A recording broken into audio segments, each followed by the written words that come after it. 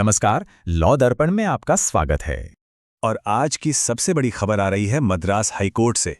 एक ऐसा फैसला जिसने पितृत्व अवकाश यानी पैटर्निटी लीव की पूरी बहस को ही एक नया मोड़ दे दिया है। कोर्ट ने साफ साफ कहा है कि पिता को यह छुट्टी देने से इनकार करना बच्चे के जीवन के अधिकार का उल्लंघन है। जी हां, आपने सही सुना, कोर्ट ने इसे कर्मचारी के लाभ से ऊपर उठाकर सीधे बच्चे के मौलिक अधिकार से जोड़ दिया है।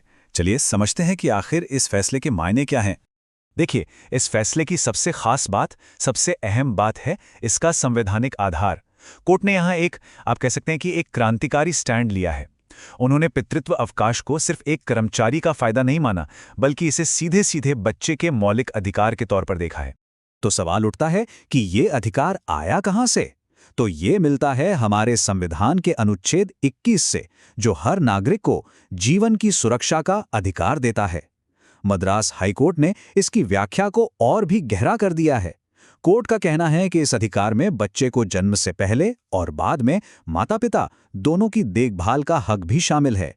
इसका सीधा मतलब है कि बच्चे के अच्छे विकास के लिए पिता का वहां होना बहुत जरूरी है, और उन्हें छुट्टी देना दरअसल इसी अधिकार को पक्का करने का एक तरीका है।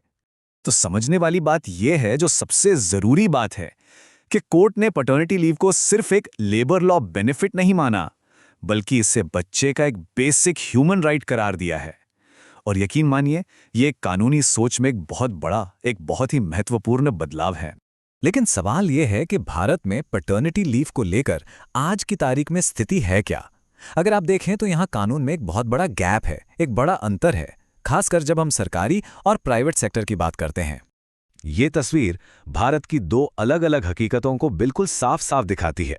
एक तरफ है सरकारी कर्मचारी, जिनके लिए Central Civil Services Leave Rules 1972 के तहत 15 दिन की पेड पैटर्निटी लीव अनिवार्य है। ये छुट्टी 2 बच्चों तक के लिए उनके जन्म के 6 महीने के अंदर ली जा सकती है। और फिर दूसरी तरफ है प्राइवेट सेक्टर, जहां ऐसा कोई सेंट्रल लॉ है ही नहीं। वहां छुट्टी मिलेगी या नहीं, ये पूरी तरह से कंपनी की अपनी HR पॉलिसी पर निर्भर करता है।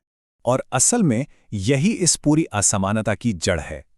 आज की तारीख में भारत में प्राइवेट सेक्टर के कर्मचारियों के लिए पैटर्निटी लीव को अनिवार्य बनाने वाला कोई भी नेशनल लॉ मौजूद नहीं है। अच्छा, मद्रास हाईकोर्ट का ये जो फैसला है, ये हवा में नहीं आया। ये एक खास केस की सुनवाई के दौरान आया, और ये कहानी है एक पिता के संघर्ष की, जो इस पूरे मुद्दे के ह्यूमन साइड को हमारे सामने रखती है। ये मामला है तमिलनाडु पुलिस के एक इंस्पेक्टर बी सर्वानन का। उनकी पत्नी ने एक बहुत ही हाई रिस्क IVF प्रक्रिया से गर्भधारण किया था, जिसमें खास देखभाल की जरूरत थी। तो इंस्पेक्टर सर्वानन ने 90 दिनों की छुट्टी के लिए अप्लाई किया। अब हुआ ये कि पहले तो छुट्टी मंजूर हो गई, लेकिन फिर लॉ एंड ऑर्डर का हवाला देकर उसे कैंसिल कर दिया गया। आखिर में उन्हें सिर्फ 30 दिन की छुट्टी पर ही जाना पड़ा। लेकिन इसके बाद जो हुआ वो और भी ज्यादा गंभीर था। 31 मई को बच्चे का जन्म होता है, लेकिन तब तक उनकी छुट्टी खत्म हो चुकी थी।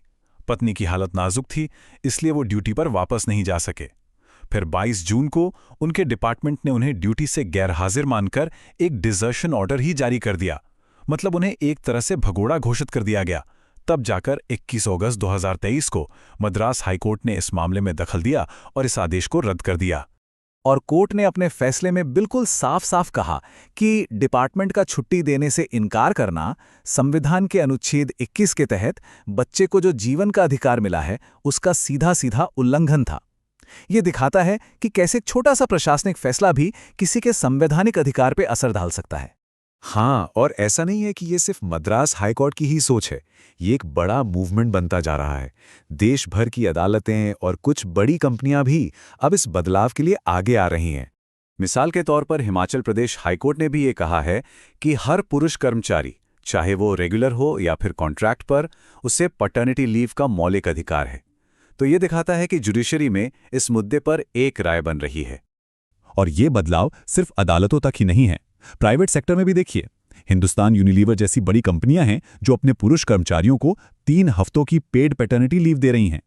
मतलब वो साझा पेरेंटिंग के महत्व को समझ रही हैं और इसके लिए किसी कानून का इंतजार नहीं कर रही हैं।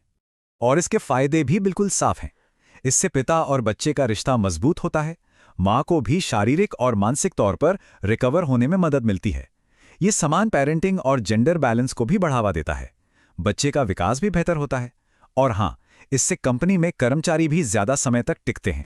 तो इन सब बातों के बाद सवाल ये उठता है कि भारत के लिए अब आगे का रास्ता क्या है? क्या हम एक नेशनल लॉ की तरफ बढ़ रहे हैं? इस दिशा में कोशिशें पहले भी हुई हैं।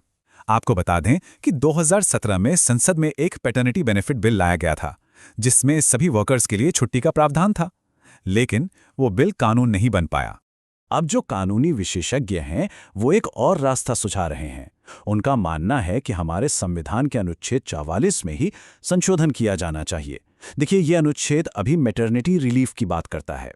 अगर इसी में पैटर्निटी रिलीफ को भी जोड़ दिया जाए तो ये सरकार को इस पर कानून बनाने के लिए मजबूर कर देगा और इसकी अहमियत भी संवैधानिक तौर पर तय हो जाएगी। तो आखिर में हम इसी एक बड़े सवाल पर आकर रुकते हैं।